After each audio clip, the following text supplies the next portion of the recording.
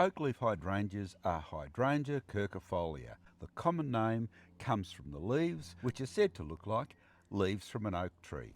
Lots of varieties, including Snow Queen, Ruby Slippers, the dwarf variety aptly named Munchkin, and this one, Hydrangea quercifolia Alice. Pruning Oak-Leaf Hydrangeas is carried out for two main reasons: to reduce the size of the plant and promote a more bushy growth habit, or to remove the spent flower heads if desired. Generally, if grown in a good amount of sun like this plant is, which is Hydrangea quercifolia Alice, little or no extra pruning will be required at all, and at around 5 years in the ground this plant has never been pruned or indeed deadheaded.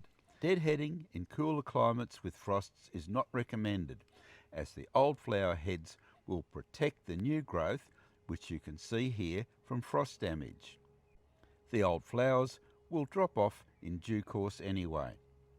The thing is with Oak-Leaf Hydrangeas is that they flower on old wood, and this growth here, this season's growth, by the time this plant gets around to flowering again next year, this will be the old wood or last season's growth.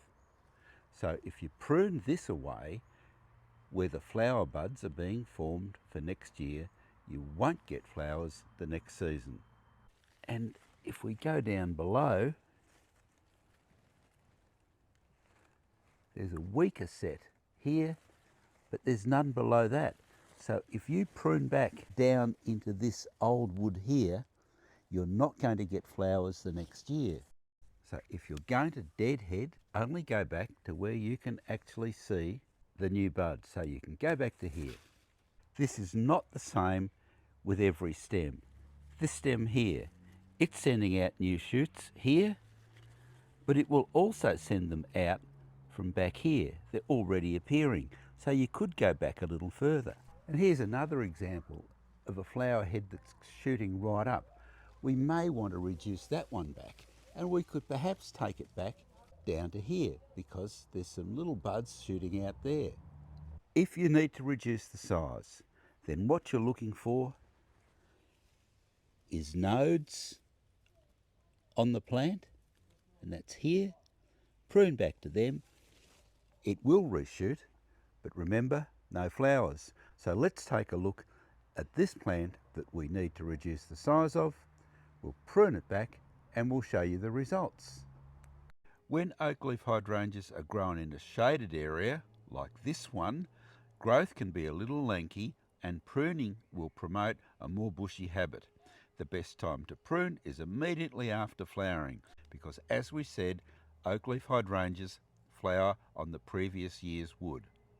In our case, we've left pruning a little late, and although we'll most likely get no flowers or very few flowers next spring to summer, we're going to prune back anyway.